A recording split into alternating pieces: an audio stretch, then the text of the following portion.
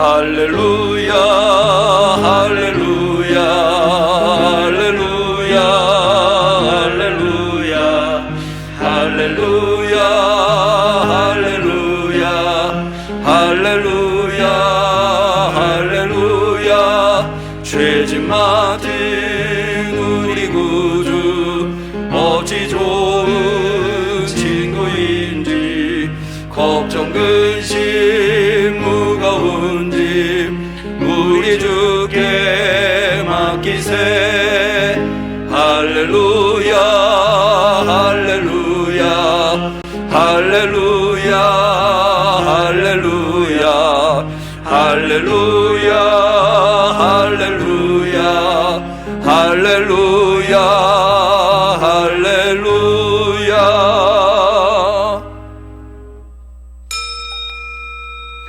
하나님은 영이시니 예배하는 자가 신령과 진정으로 예배할지니라. 아멘.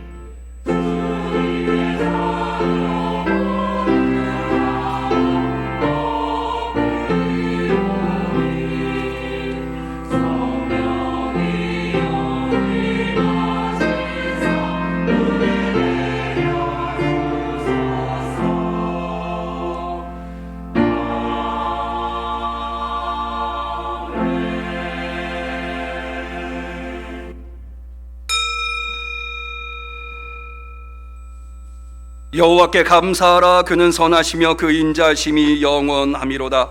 여호와의 오른손이 높이 들렸으며 여호와의 오른손이 권능을 베푸셨도다.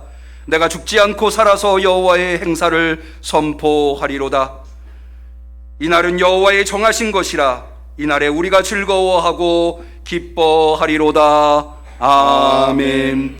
운명하신 줄만 알았던 예수 그리스도께서 살아나셔서 부활하신 이날 너무나 감사하여 그 진심 어린 감사로 주 앞에 나와 예배 올려드리나이다.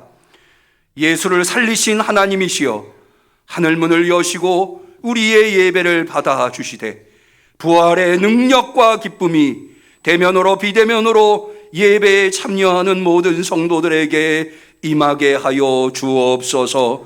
예수님의 이름으로 기도 올리옵나이다. 아멘.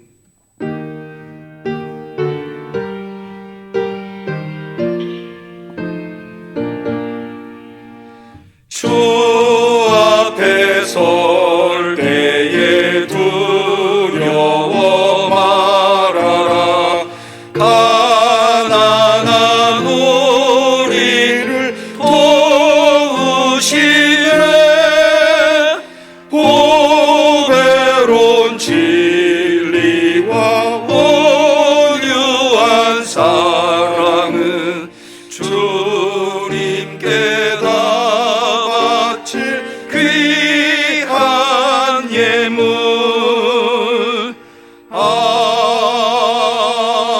아멘.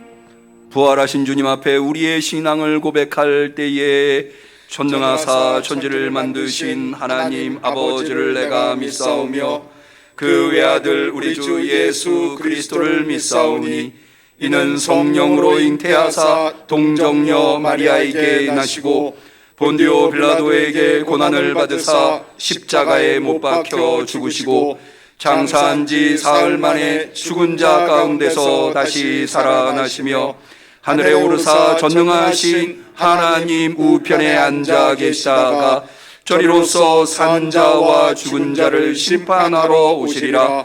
성령을 믿사오며 거룩한 공회와 성도가 서로 교통하는 것과 죄를 사하여 주시는 것과 몸이 다시 사는 것과 영원히 사는 것을 믿사옵나이다. 아멘.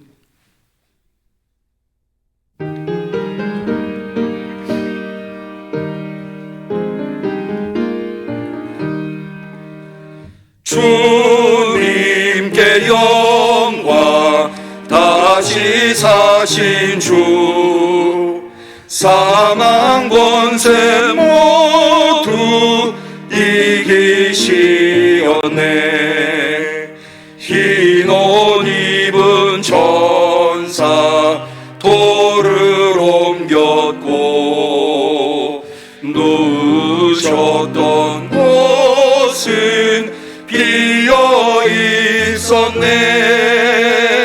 주님께 영광, 다시 사신 주, 사망 권세 모두 이기시었네.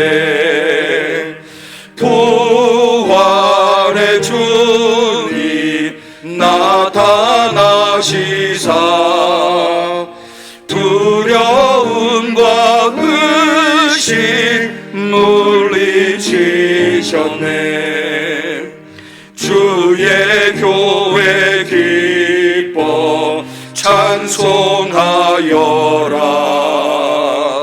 다시 사신 주님 죽음 이겼네.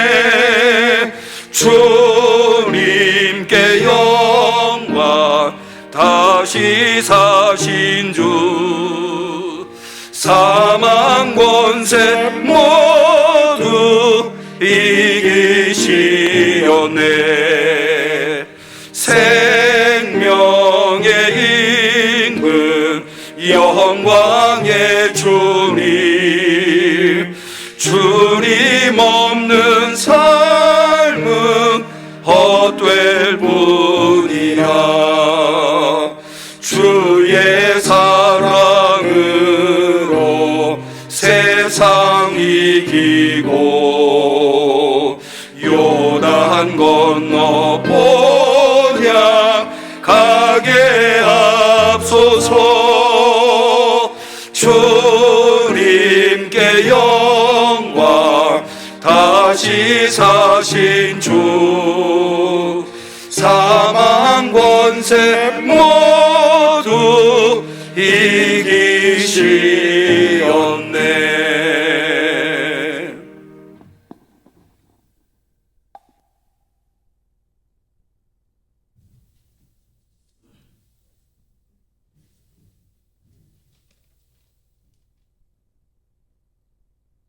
다시 기도드리겠습니다.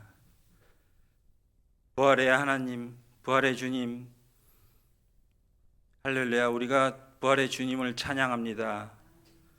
늘 크신 사랑으로 함께 하시는 하나님 아버지, 주님의 크신 사랑과 은총에 항상 감사를 드립니다. 오늘 이렇게 거룩한 주일, 특별히 부활절로 주님 앞에 예배를 드릴 수 있는 은혜를 주시니 더욱더 감사를 드립니다. 하나님, 우리가 이 아침에 부활의 주님을 만나 뵙기를 소망합니다. 부활의 주님을 찬양하며 부활의 주님을 경배드리길 원합니다.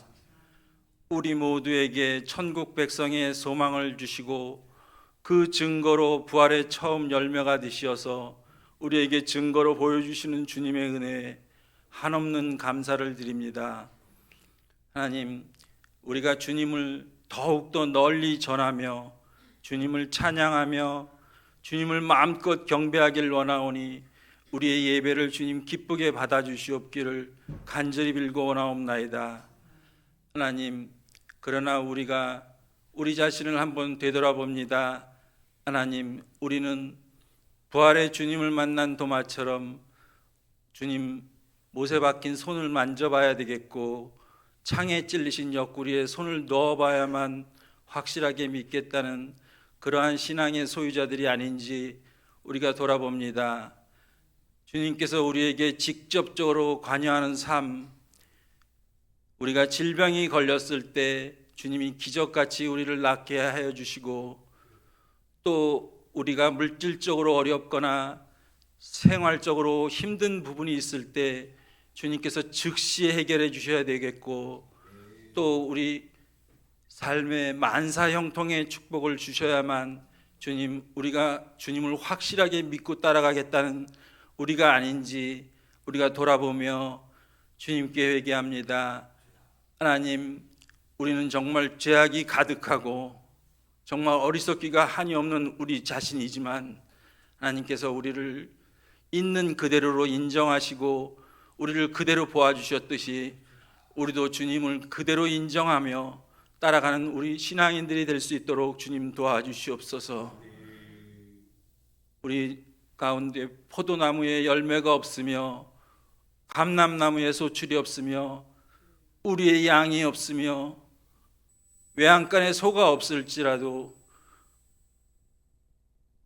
우리는 내가 여호와로 인하여 즐거워하며 내가 구원의 하나님으로 인하여 기뻐하리라는 하박국 선지자의 고백처럼 우리 모두도 주님 구원의 은혜에 감격하는 그러한 자들이 될 수 있도록 주님 도와주시옵고, 우리 삶 가운데 즐거울 때나 기쁠 때 또 괴롭고 힘들 때마다 주님 앞에 나와서 주님께 고하는 그러한, 주님과 동행하는 그러한 삶을 사는 은혜에 감사하는, 구원의 은혜에 감격하고 동행의 은혜에 감사하는 그런 아름다운 신앙인 참 그리스도인의 모습이 될 수 있도록 주님 도와주시옵소서. 주님, 계절적으로 이제 산과 들의 아름다운 꽃들이 피어나며 모든 만물이 새롭게 소생하는 정말 아름다운 계절 봄이 왔습니다.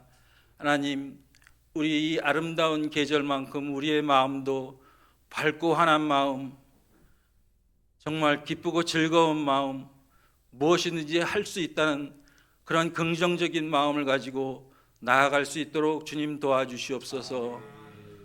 지난 겨울 우리가 계절적으로 많은 어려움 가운데 있을 때 정말 힘들어하는 우리 많은 형제자매들이 있습니다. 하나님, 그들을 기억하여 주시옵고 주님의 크신 은혜와 은총으로 함께하여 주시오며, 사랑이 많으신 하나님 아버지, 긍휼과 자비가 풍성하신 하나님 아버지, 우리에게 한량없는 은혜를 베풀어 주시기를 원하시는 하나님 아버지,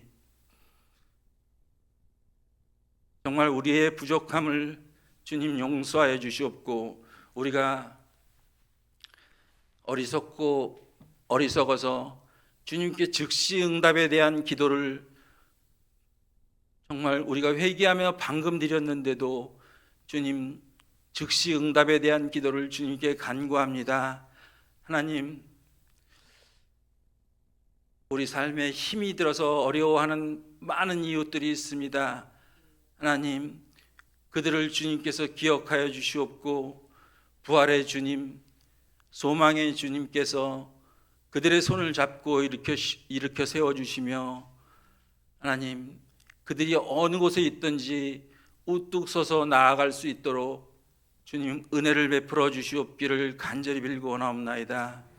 하나님, 이 시간 말씀을 전하시는 우리 목사님을 기억하여 주시옵고 늘 영육간에 강건할 수 있도록 주님 도와주시오며, 오늘 전하시는 말씀 가운데 함께하여 주시옵기를 간절히 빌고 원하옵나이다.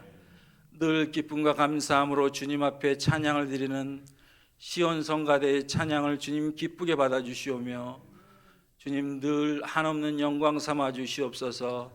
대원들 위해 주님의 은혜와 은총이 함께하여 주시옵기를 간절히 빌고 원하옵나이다. 하나님, 다시 한번 주님의 부활을 정말 찬양드리며 영광의 주님께 온 몸과 마음으로 예배를 드리오니 우리의 예배를 기쁘게 받아주시옵소서. 우리 주 예수님 이름으로 감사하며 기도드리옵나이다. 아멘.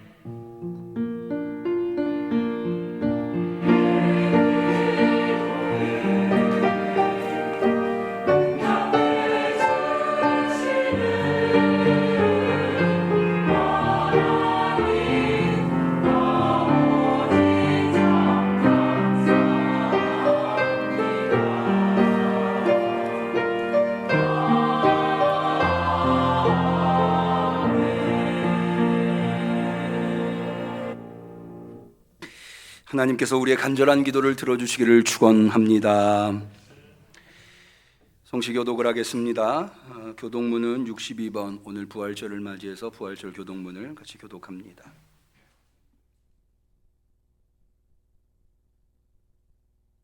교독문 62번 부활절.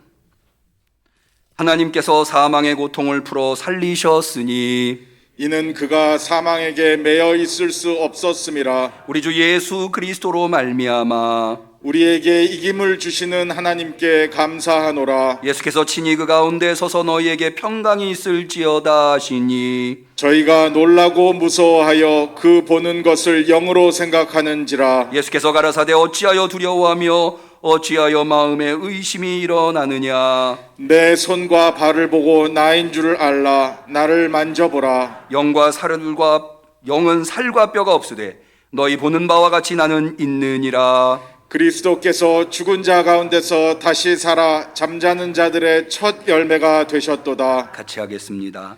예수께서 가라사대 나는 부활이요 생명이니 나를 믿는 자는 죽어도 살겠고 살아서 믿는 자는 영원히 죽지 아니하리라. 아멘. 하나님의 말씀은 사도행전 3장 14절에서 21절에 이르는 말씀이 되겠습니다.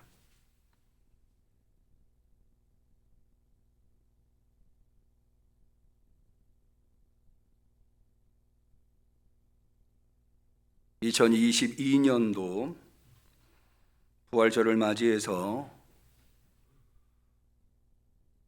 하나님을 사모하는 마음으로, 말씀을 사모하는 마음으로 주 앞에 나오신 우리 성도님들에게 하나님께서 주신 소중한 하나님의 말씀, 사도행전 3장 14절에서 21절의 말씀을 우리 다 같이 정성껏 한 목소리로 봉독하겠습니다. 너희가 거룩하고 의로운 자를 부인하고 도리어 살인한 사람을 놓아주기를 구하여 생명의 주를 줄였도다. 그러나 하나님이 죽은 자 가운데서 살리셨으니 우리가 이 일의 증인이로다. 그 이름을 믿음으로 그 이름이 너희 보고하는 이 사람을 성하게 하였나니 예수로 말미암아 난 믿음이 너희 모든 사람 앞에서 이같이 완전히 낫게 하였느니라. 형제들아, 너희가 알지 못하여서 그리하였으며 너희 관원들도 그리한 줄 아노라. 그러나 하나님이 모든 선지자의 입을 의탁하사 자기의 그리스도의 해 받으실 일을 미리 알게 하신 것을 이와 같이 이루셨느니라. 그러므로 너희가 회개하고 돌이켜 너희 죄 없이 함을 받으라. 이같이 하면 유쾌하게 되는 날이 주 앞으로부터 이를 것이요 또 주께서 너희를 위하여 예정하신 그리스도 곧 예수를 보내시리니 하나님이 영원 전부터 거룩한 선지자의 입을 의탁하여 말씀하신 바 만유를 회복하실 때까지는 하늘이 마땅히 그를 받아두리라. 이는 하나님의 말씀입니다. 아멘. 시온 찬양대의 부활절 특송이 있겠습니다.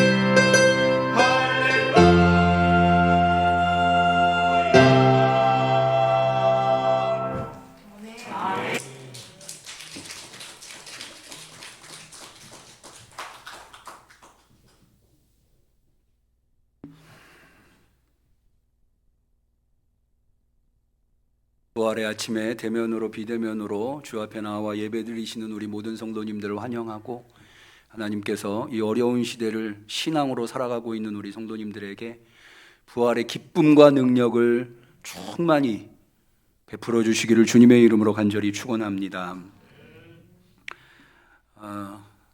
부활절은 아무리 강조해도 그 중요도에서 지나치지 아니한 교회의 가장 으뜸되는 날이라고 할 수 있습니다. 교회는 여러 명절이 있습니다만은 부활절만큼 중요한 명절을 꼽을 수 없습니다. 그 이유는 여러 가지를 될 수 있겠습니다만은 두 가지 정도로 제가 말씀을 드리고 싶은데요. 첫 번째는 교회보다 부활절이 먼저 있었습니다. 부활절에 의해서 교회가 생겨난 겁니다. 여러 절기들은 교회에 의해서 만들어진 거거든요. 그런데 부활절은 예수님께서 부활하신 후에 역사의 교회가 등장하였고, 많은 분들이 오해하고 계신 것이 기독교가 로마의 공교회가 되면서 공식적으로 인정을 국교가 되면서 로마가 원래 지켰었던 태양절, 우리가 왜 사회에서는 주일을 썬데이, 일요일이라고 하잖아요. 원래 태양절이 있었는데 그게 기독교가 국교가 되면서 주일을 지키게 됐다, 이렇게 주장하시는 분들이 아니에요. 교회는 로마의 국교가 되기 이전부터 주일날 모여서 예수님의 부활을 기념해 왔습니다.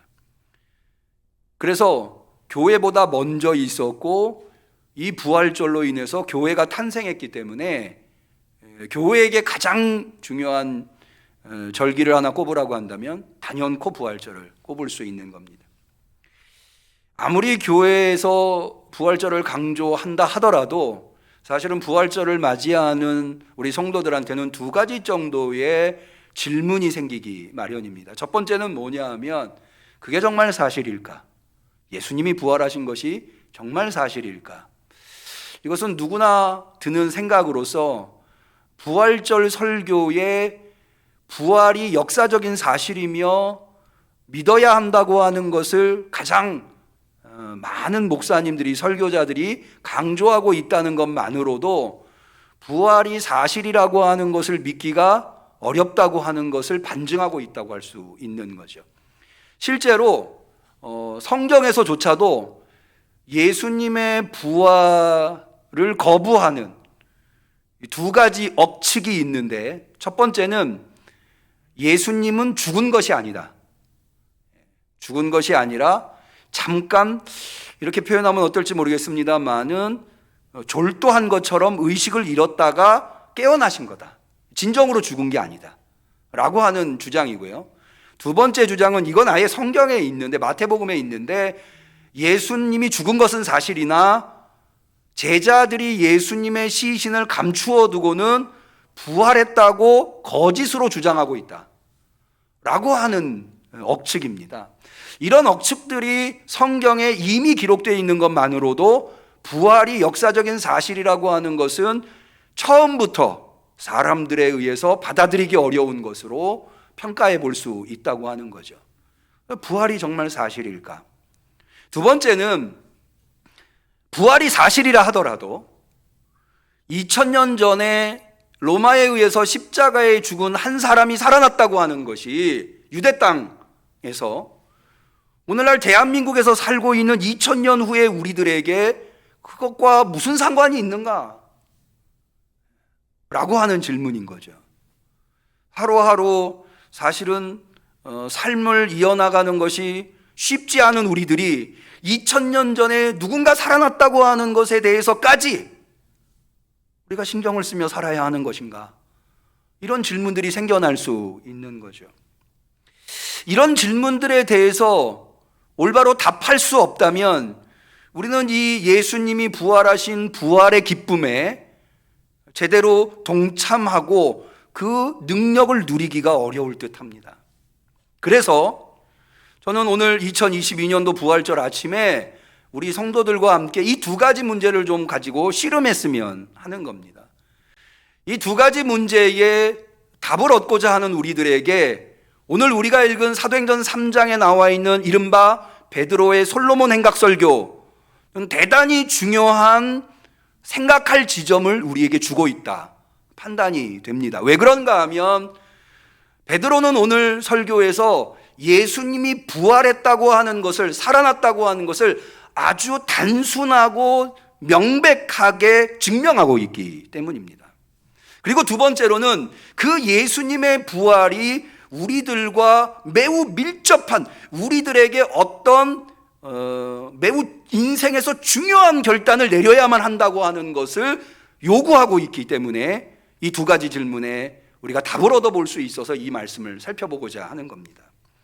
먼저 오늘 우리가 읽은 본문의 배경이 되는 것은 예수님께서 부활하시고 40일 정도 제자들과 함께 계시다가 승천을 하신 후에 오순절날, 이 오순절도 역시 유대의 명절인데 예수님이 부활하신 것이 6월절이거든요. 6월절로부터 50일이 지나서 지키는 명절을 오순절이라고 합니다. 오순절날 성령이 제자들한테 임하고, 그래서 오순절 설교 유명하죠. 그런 다음부터 제자들이 모여서 예루살렘과 오고 가면, 예루살렘 성전을 오고 가면서 기도도 하고 복음도 전하고 했는데요. 오늘 사도행전 3장은 베드로가 성전 미문을 통해서 예루살렘 성전으로 들어가려고 할 때 그 성전 미문, 이 미문이라고 하는 것은 아름다울 미자, 뷰티풀 게이트, 아름다운 문이었던 듯 합니다. 이 미문 앞에서 이 다리에 장애를 가지고 있는 한 거린을 만나게 되는데요. 성경에는 안진뱅이 거린이라고 나오는데, 그 거린을 보고 여러분이 잘 아시는 유명한 말씀, 내게는 은과 금은 없지만 내게 있는 것으로 내게 주노니 나사렛 예수의 이름으로 일어나 걸어라 라고 했을 때 이 사람이 일어나서 걷게 되었다고 하는 것, 이것은 거기에 모여있는 유대인들, 사실 그 자리에는 굉장히 많은 유대인들이 있었는데요. 왜 그런가 하면 유대인들은 1년에 적어도 3번, 6월절, 오순절, 수장절, 이런 명절들에 예루살렘 성전을 찾아와야 했고요. 기왕에 예루살렘 성전에 들어갈 때 가장 아름다운 문인 이 문으로 사람들은 들어가기를 원했을 겁니다. 그래서 이 장애를 가지고 있는 거린도 다른 문이 아니라 이 미문에 앉아서 구걸을 하고 있었던 듯합니다. 그러니까는 굉장히 많은 유대인들이 명절에 예루살렘에 찾아왔다가 베드로가 이 안진뱅이 거린, 40년이나 된 안진뱅이 거린이거든요. 이 거린을 치유한 것을 보게 된 거죠. 그러니까 깜짝 놀랄 수밖에 없는 거죠. 그러면서 베드로한테 몰려들기 시작하는데요. 이게 사실은요, 사람들이 왜 이런 거에 굉장히 관심을 갖고 있는가 하면 당시에는 메시아 기대라고 하는 것이 유대인들에게 퍼져 있었습니다. 저 사람이 메시아가 아닐까? 저 사람이 그리스도가 아닐까? 라고 하는 기대들이 사람들에게 있었기 때문에 누군가 권능을 행하면, 예수님이 예루살렘에 입성할 때도 많은 사람들이 거기에 모여서 호산나 호산나 했었던 이유도 저분이 메시아가 아닐까? 라고 하는 기대들 때문에 그랬거든요. 그러니까 베드로가 40년 된 안진뱅이 거린을 일으켜 세우니 놀랄 수밖에 없고, 야, 저분이 메시아가 아닐까라는 기대로 구름대처럼 몰려들게 된 거죠. 이것이 계기가 돼서 베드로가 말씀을 전하게 되는데, 베드로의 설교의 도입은 사람들이 가지고 있는 오해를 해소하는 것으로부터 시작이 됩니다. 이렇게 베드로는 이야기를 합니다. 우리 한번 12절을 볼까요?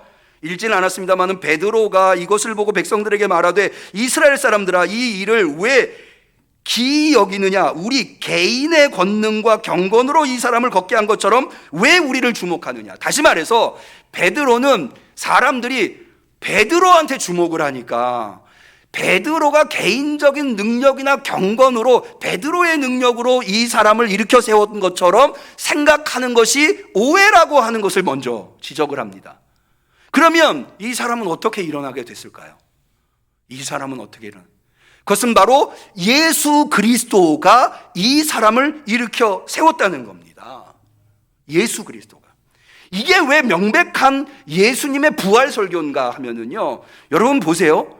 예수님은 50일 전에 6월절에 아까도 말씀드린 대로 6월절도 유대인들이 지켜야 할 명절이기 때문에 수많은 사람들이 예루살렘을 방문했고, 그 사람들에 의해서 예수님이 십자가에 예수님이 십자가에 죽은 것은 유대인들한테 파다하게 퍼졌거든요.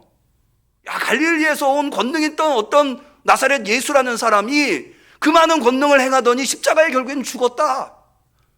소문이 일파만파로 퍼졌겠죠. 그런데 그 예수라고 하는 사람의 이름으로 베드로가 이 사람을 일으켜 세웠다는 거예요. 여러분, 죽은 사람은 아무것도 할 수 없어요. 죽은 사람이 뭘 할 수 있습니까? 자기 손가락 하나 움직일 수 없는 게 죽은 사람은 아무것도 할 수 없는데 누군가 무엇을 했다면 그는 죽지 않고 살았다는 거죠. 더군다나 40년을 장애를 가지고 구걸하며 살아갈 수밖에 없었던 이 사람을 일으켜 세워 그 사람이 성전 안으로 들어갈 수 있도록 만들었다면 그것은 보통이 아닌 거죠. 그냥 살아있는 존재가 아닌 거예요. 그것만으로도 예수님의 살아남은 증명이 되는 거예요. 그래서 제가 여러분들한테 베드로가 매우 심플하고 클리어하게 예수님의 부활을 증명하고 있다, 이렇게 말씀을 드리는 거예요. 왜? 만약 예수님이 죽은 상태로 그냥 있다면, 예수님이 죽은 건 다 봤으니까, 예수님이 죽은 상태로 그냥 있다면 예수님의 이름으로는, 예수님으로는 결코 이 사람은 일어날 수 없는 거죠. 이렇게 해서 증명을 하고 있는 겁니다. 그런데 예수님이 죽음에 이르기까지, 그리고 살아나시기까지의 과정이 있습니다. 사실은 이 과정 때문에 예수님의 살아나심이, 예수님의 부활이 우리와 깊은 관련이 있다고 하는 겁니다. 예수님이 죽음에 이르기까지 세 가지 과정이 있는데요. 첫 번째는 넘겨주는 겁니다. 두 번째는 부인하는 거고요. 두 번째는 놓아주는 거고요. 살인한 자를 놓아주는 거고요. 세 번째는 거룩하고 의로운 자를 부인하는 거였어요. 자, 우리 13절부터 다시 볼까요? 아브라함과 이삭과 야곱의 하나님 곧 우리 조상의 하나님이 그 종 예수를 영화롭게 하셨느니라. 너희가 저를 넘겨줬어요. 이 넘겨줬다라고 하는 말이 파라디돔인데요. 자, 일단 넘어갑시다. 넘겨주고 빌라도가 놓아주기로 결안하고, 놓아줬어요. 누구를 놓아줬죠? 바라바를 놓아줬죠. 세 번째로는 너희가 그 앞에서 부인하고 너희가 거룩하고 의로운 자를 부인하였다. 그래서 13절 생명의 주를 죽였다. 그러니까 예수님이 죽음에 임하게 되는 것이 너희가 넘겨주고 놓아주고 부인했기 때문이다. 그래서 결국에는 예수님이, 자, 이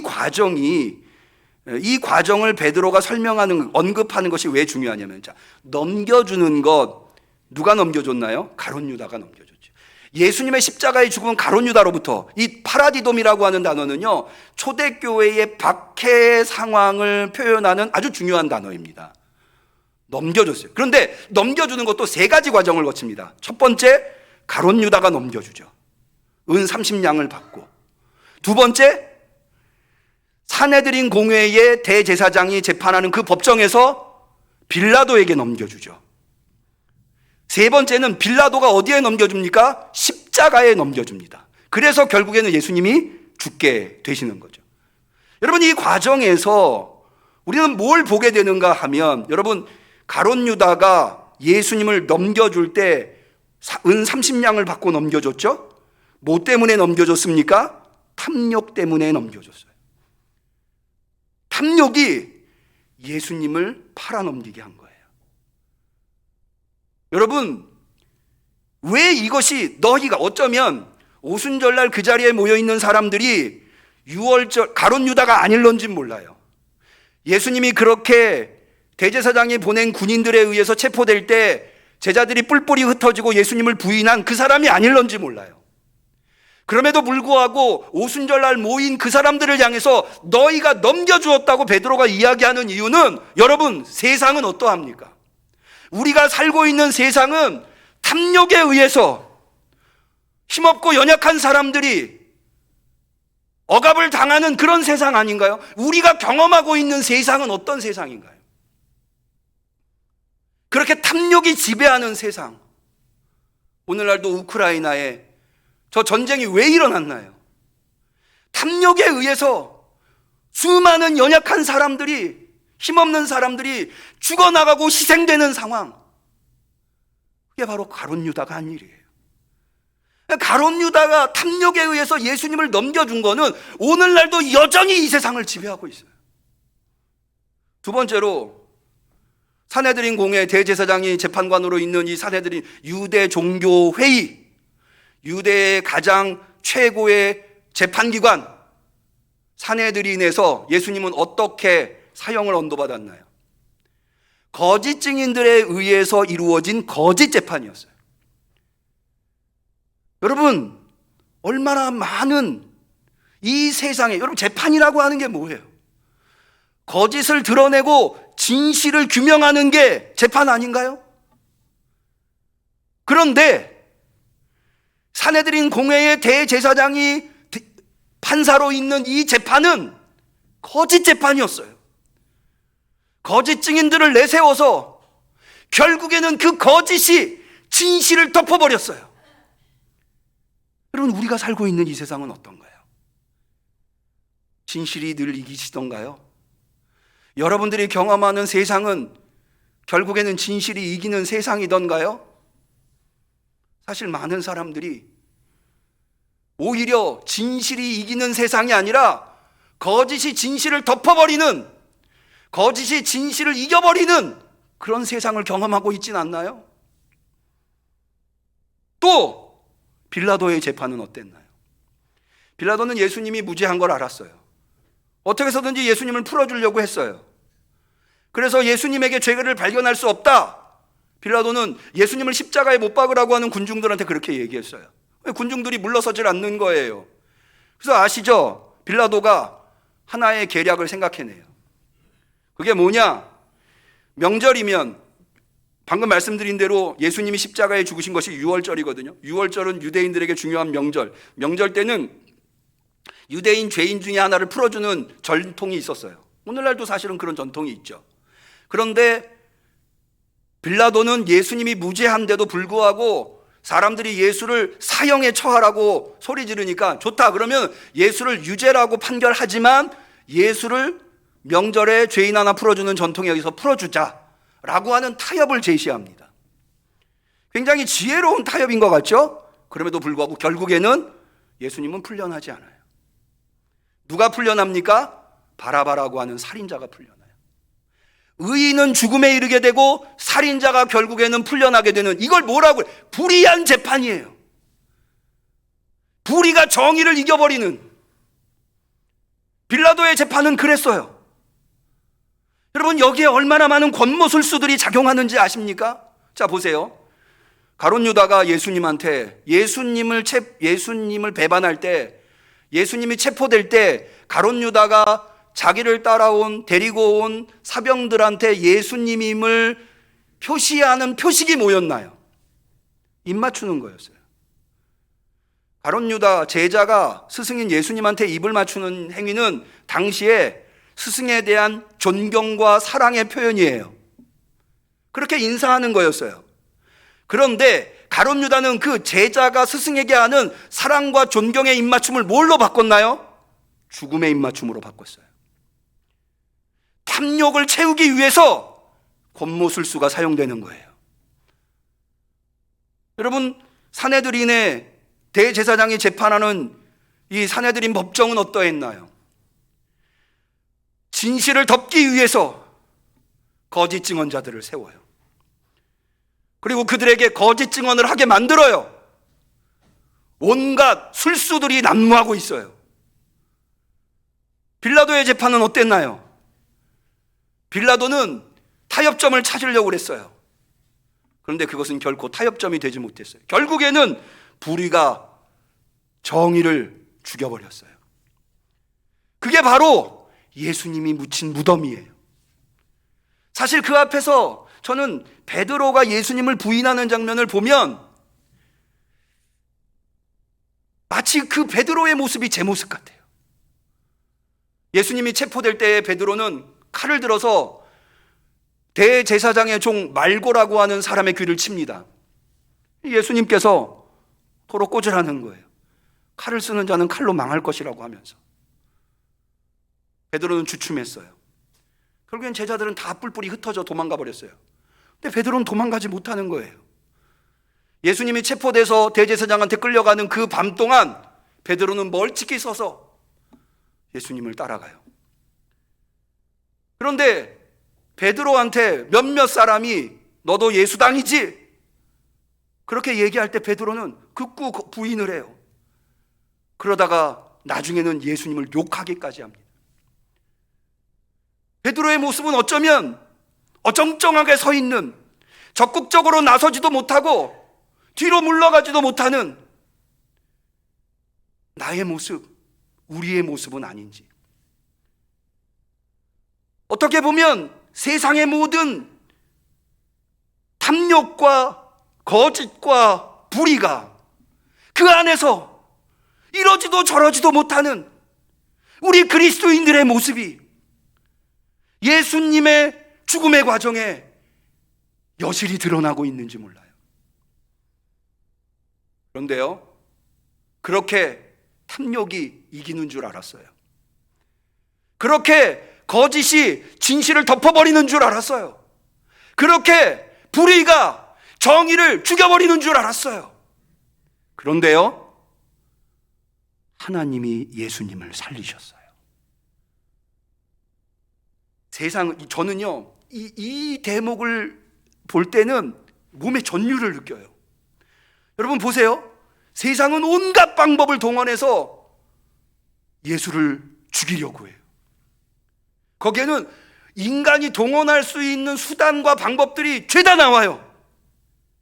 그런데 하나님은 딱 한 가지의 행동만 하세요. 예수를 살리세요. 그 한 가지 행동으로 그 세상의 모든 것들을 이겨내세요. 깨달음이 있으시기를 축원합니다. 그 모든 것들을. 여러분, 저는요, 정말 놀라운 게 가룟 유다가 예수님한테 죽음의 입맞춤을 했잖아요. 원래는 존경과 사랑의 표현이었으나 예수님을 사지로 모는 입맞춤이었어요. 근데요, 예수님이 부활하는 순간 그 입맞춤이 뭐가 됩니까? 그거는 예수님을 죽이는 입맞춤이 아니라 죽음을 죽이는 입맞춤이에요. 그 입맞춤으로 예수님이 끝장난 게 아니라 죽음이 끝장나 버렸어요. 이 말씀을 여러분 잘 마음에 새기시기를 바라요. 뭐냐 하면, 여러분, 예수님의 부활 이전에는 죽음은 인간을 완전히 지배하는 절대 권력이었어요. 인간은 그 죽음을 넘어설 수 없는 죽음이라고 하는 숙명 앞에 노예처럼 살아갈 수밖에 없는, 두려움에 갇혀 살아갈 수밖에 없는, 죽음을 두려워하지 않을 사람이 어디 있습니까? 아무리 우리가 인생을 훌륭하게 살려고 해도, 아무리 인생을 열심히 살려고 해도 결국에는 죽음이라는 것이 우리에게 찾아와 너는 죽게 될 것이다 라고 말하는 거예요. 이것 앞에서 거부하고 아니다 라고 말할 수 있는 사람은 아무도 없었던 거죠. 그런데요, 예수님이 살아나는 순간 죽음은 그 절대 권력을 상실하게 됩니다. 그리고 그는 이제 절대 권력자가 아니라 속이는 자가 돼요. 여러분, 우리는 이제 더 이상 죽음을 두려워할 필요 없어요. 죽음의 노예로 살아갈 필요가 없어요. 여러분, 제 말씀을 오해하지 마세요. 그렇다고 해서 우리가 건강을 지키고 사는 것이 의미가 없다는 것 아니에요. 우리가 건강을 지켜야 할 이유는, 건강하게 살아가야 할 이유는 죽음이 두렵기 때문이 아니라 오늘 나에게 맡겨주신 하나님의 사명을 잘 감당하기 위해서예요. 깨달으실 수 있기를 축원합니다. 여러분, 오늘날도 얼마나 많은 사람들이 죽음의 두려움에 휩싸여서 인생을 허비하고 있나요? 두려움 가운데 살아가고 있나요? 비굴하게 살아가고 있나요? 그런데 우리는 더 이상 이제 그럴 필요 없어요. 왜? 예수님이 죽음을 이기셨어요. 여러분, 죽음이 빈 껍데기라고 하는 것, 소리만 요란한 빈 껍데기라고 하는 것을 저는 어디서 발견하는가 하면 예수님의 빈 무덤에서 발견해요. 그럼 무덤이라는 게 뭐예요?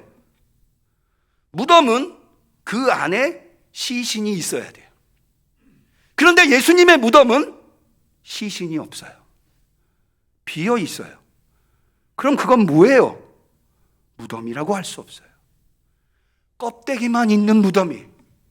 이제 죽음은 껍데기만 남은 권세자예요. 우리는 그 껍데기만 남은, 허울만 남은 죽음이라고는 권세 앞에 두려워할 필요 없어요. 좌절할 필요 없어요. 우리는 죽음을 이길 거예요. 깨달으시기를 축원합니다. 죽음만 이긴 게 아니에요.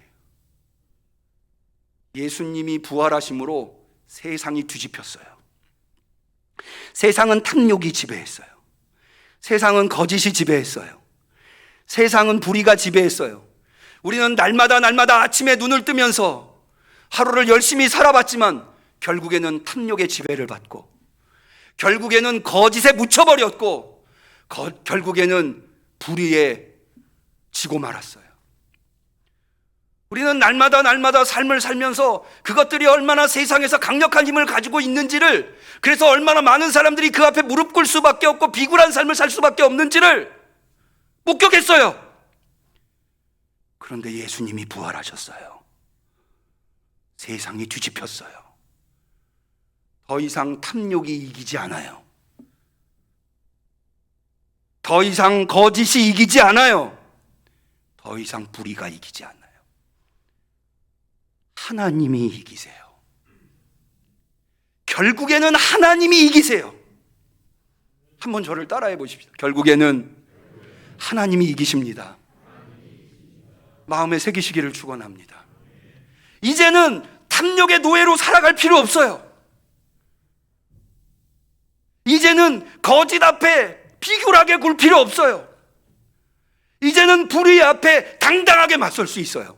너는 아니다. 너는 끝났다. 예수가 부활하셨다. 하나님이 그를 살리셨다.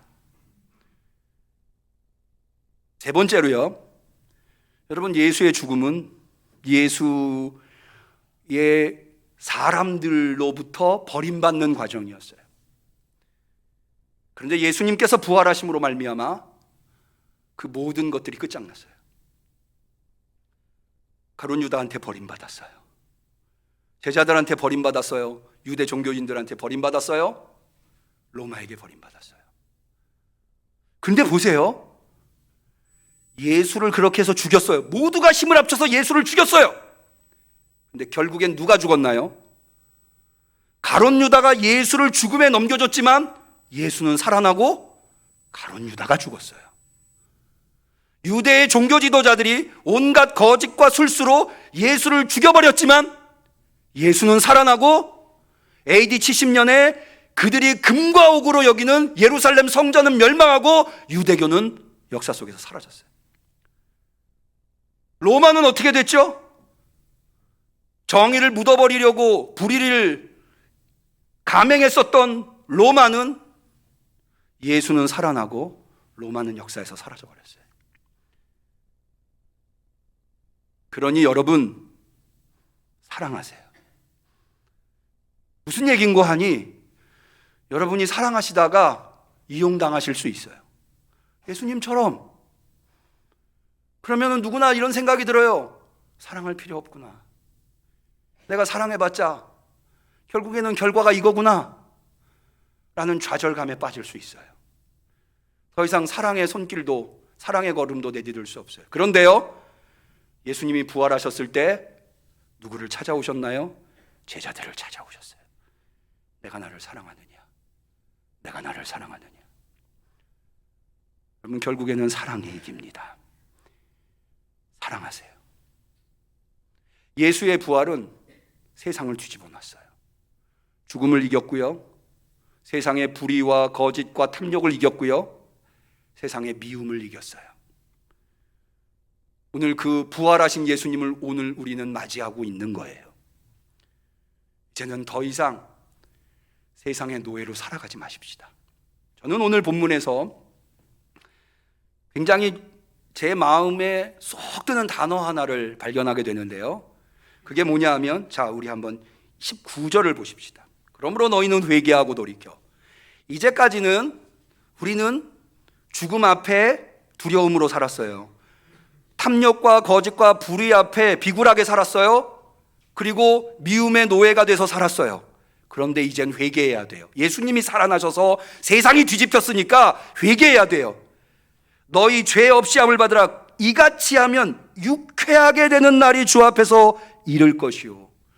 유쾌하게 되는 날, 그날이 주 앞에서 이른다는 거예요.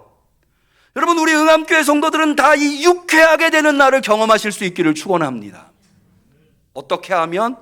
회개하면. 더 이상 죽음의 노예로, 세상의 노예로, 미움의 노예로 살아가지 않고 회개하면, 왜? 하나님이 예수님을 살렸으니까. 그래서 더 이상 죽음은 우리를 지배할 수 없고, 세상은 우리를 지배할 수 없고, 미움은 우리를 지배할 수 없다고 하나님이 증명하셨으니까. 그 앞에 회개하고 주님을 영접하고 살아갈 수 있다면 우리는 유쾌하게 되는 날을 맞이하게 될 거예요. 기도하시겠습니다. 하나님, 오늘 2022년도 부활의 날에 주님의 말씀을 통해서 부활의 의미가 무엇인가를, 왜 우리가 그 부활을 기뻐해야 하며 그 부활 앞에 결단해야 하는가를 깨달아 알게 하시니 감사합니다. 우리는 이제까지 죽음의 노예로 살아왔지만 이제는 생명의 주님을 모셨기에 죽음을 더 이상 두려워하지 않겠습니다.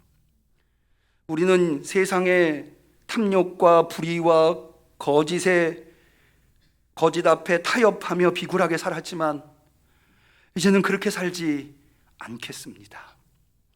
예수님이 부활하셨기 때문입니다.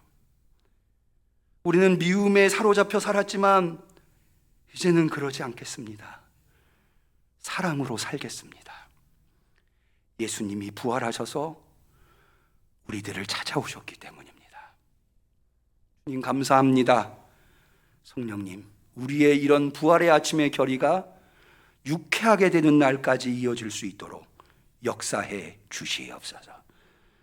예수님의 이름으로 기도 올리옵나이다. 아멘. 우리는 감사하는 마음으로 이 예물을 드립니다.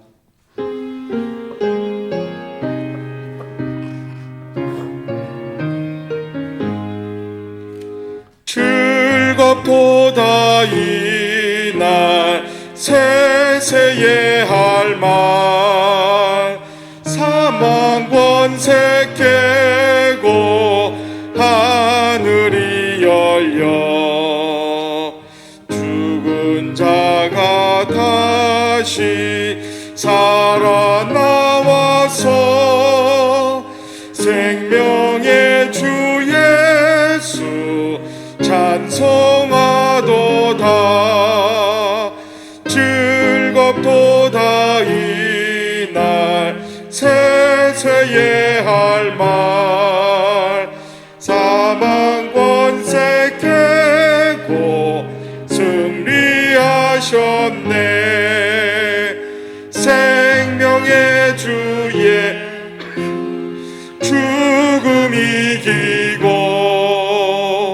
캄캄한 길 지나 다시 사셨네. 주의 말씀대로 이루어져서 사흘 만에 다시 살아나셨네. 즐겁도다 이날 세세에 할 말, 사망 권세 깨고 승리하셨네. 아멘.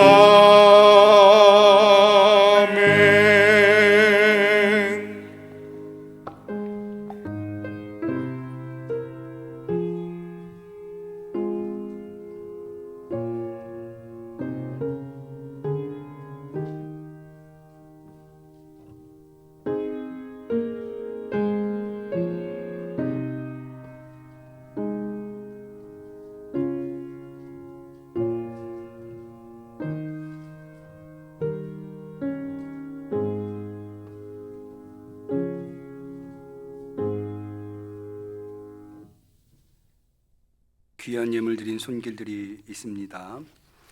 11조 예물, 선경금, 목정금, 건축원금, 주정원금, 그리고 많은 분들이 오늘 부활절을 맞이해서 부활절 감사원금을 드리셨습니다.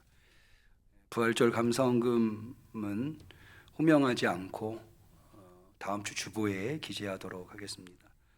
이재혁 집사님 성미 예물 드리셨고요. 행운건재 류구상 선생님 감사 예물, 해리와 예서의 삶을 주관하시고 책임져 주옵소서 김상중 김미영 집사님 생일 감사원금, 이성철 성도님 생일 감사원금, 손자 이윤호 지혜롭고 건강하게 하소서 강원숙 권사, 부활절 계란 봉헌원금 김진용 조희민 집사님, 주님 항상 사랑하게 하소서 모든 것에 감사드립니다. 더욱더 섬기게 하소서 선희 준호 민호 동행하소서 성지선 집사님, 계란봉헌 김은정 성도님, 김성희 권사님 무명의 권사님께서 11조 예물 드리셨습니다. 기도 올리겠습니다. 주님이 부활하시지 않으셨다면 우리는 어쩔 뻔하였습니까? 우리의 삶은 죽음 때문에, 탐욕 때문에, 거짓과 불의 때문에, 또 미움 때문에 엉망진창이 되어 있었을 것입니다. 그런데 예수님께서 부활하셔서 우리는 이제 더 이상 그런 것들의 노예로 살아가지 않고 진리를 추구하며 하나님을 바라보며 살 수 있게 되었습니다. 너무나 감사하고 감격하여 오늘 부활절에 가만히 있을 수 없어 한 걸음에 주 앞에 대면으로 비대면으로 달려나와 예배 올리옵고 우리의 마음과 정성을 담아서 주께 예물 올려드리옵나이다. 주님, 너무나 감사한 마음을 받아 주시옵소서. 그리하여서 이 예물이 사용되는 곳에서 더 많은 사람들이 유쾌하게 되는 날을 맞이할 수 있게 하옵소서. 주님, 부활의 소망, 생명의 소망이신 주님께서 이 예물에 담겨 있는 간절한 기도의 제목들도 헤아려 주시기를 원하나이다. 주님만이 하실 수 있습니다. 주님만이 우리의 기도를 들어 응답하여 주실 수 있사오니 주님께서 이 모양 저 모양으로 꼭 필요하게 꼭 맞게 응답해 주시옵소서. 간절히 축복하옵고 예수님의 이름으로 감사하며 기도 올리옵나이다. 아멘.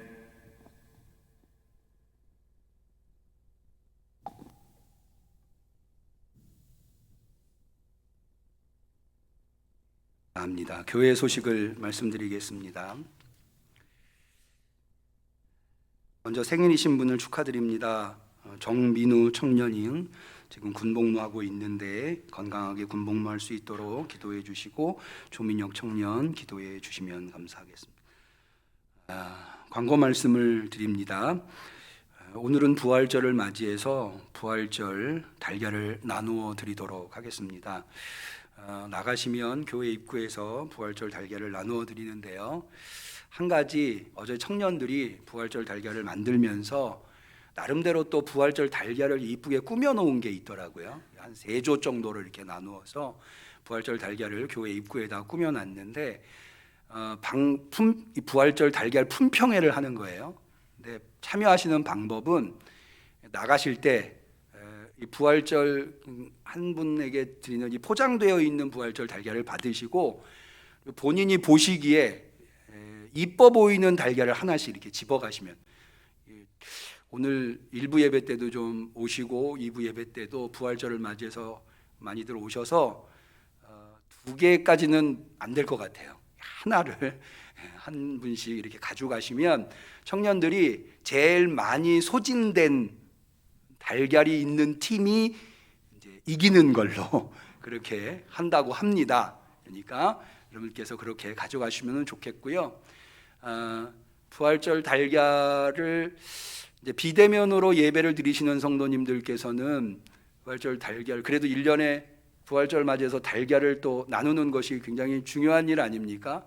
받고 싶은데 내가 받을 수 없는 상황이라면 우리 교회로 정미연 권사님에게로 연락을 주시면 우리 청년들이 직접 배달을 한다고 합니다. 그러니까 연락을 주시면 되겠습니다.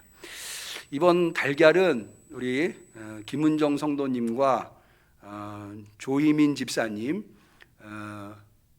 가정에서 봉헌을 해 주셨습니다. 감사의 말씀을 드립니다.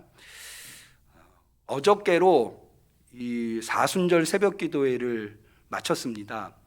사순절 새벽기도회 하시면서 핸드북을 받으신 분들, 기도 제목을 적으신 분들이 있으실 겁니다. 그 기도 제목을 적으신 핸드북을 우리 본당에 있는 대예배실에 있는 뒤에 헌금함이 있는데 거기에다 넣어주시면 제가 취합을 해서 기도해 드리도록 하겠습니다. 밖에다가 내놓으시면 아무래도 기도 제목이 사적인 내용들이 있으니까 헌금함에다가 넣어주시면 되겠습니다.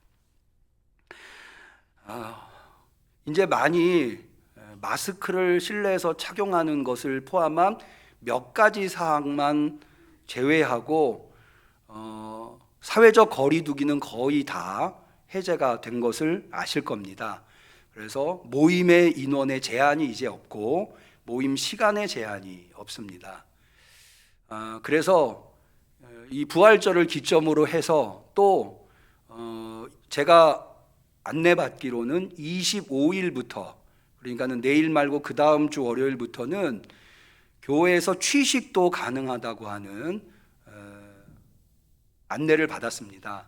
그래서 이제는 그럼에도 불구하고 아직 코로나가 완전히 해소된 것이 아니기 때문에 조심스러워야 되겠지만 이제는 예배나 모임이나 특별히 우리 새성전에 오면서 전도를 해야 되는데 코로나 때문에 그럴 수 없었잖아요. 그런 모든 것들이 좀 회복이 되어야 되겠습니다. 우리 성도님들께서 적극적으로, 사실 코로나에 확진이 되면 제일 어려웠던 것이 자가격리, 생업이 있으신 분들은 격리하는 동안에 생업을 하실 수 없으셔서 그 부분이 좀 어려웠는데 내일부터는 이제 격리도 하지 않아도 된다고 하니까 이제 독감처럼 취급을 하는 거죠. 하니까 그런 부분에 대해서 염려 없이 나오셔도 되지 않을까라는 생각을 해보고요. 이제 봄을 맞이해서 올해 우리가 그동안 참아왔었던 열심히 모이고 열심히 전도하고 열심히 기도하는 일을 이제는 해 나가야 될 시기가 오지 않았나 하는 생각을 해보게 됩니다. 적극적으로 이 일에 참여해 주시면 감사하겠습니다. 나머지 광고는 주보를 참고하시고요. 우리 서로를 축복하는 축복의 노래 사랑하는 자여 같이 찬양합니다.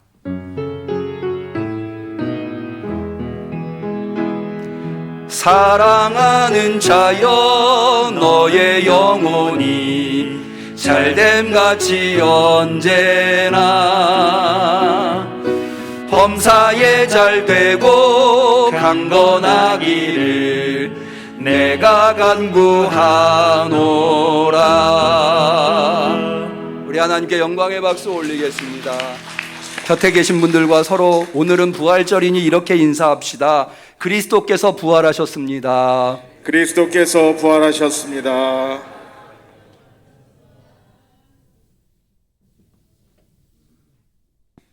감사합니다. 송영하시겠습니다.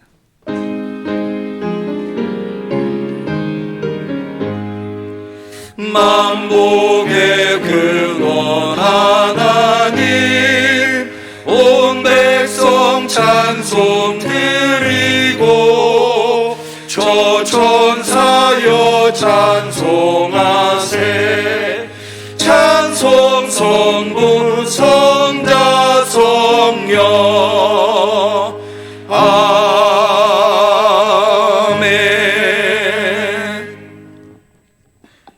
이제는 죽음이 탐욕과 거짓과 불의가 그리고 미움이 우리와 이 세상을 지배했으나 부활하심으로 말미암아 그 세상을 뒤엎어 하나님을 바라보게 하신 예수 그리스도의 은혜와 하나님 아버지의 사랑과 성령님의 교통하심 충만하심 역사하심이 이제 그런 과거의 세상에 지배받고 노예로 살아가지 아니하고 유쾌하게 되는 날을 맞이하기 위하여 예수 그리스도를 주인으로 그리스도로 섬기기로 결단하는 우리 성도들 머리 위에 지금부터 영원까지 함께 하시기를 간절히 축원하옵나이다. 아멘.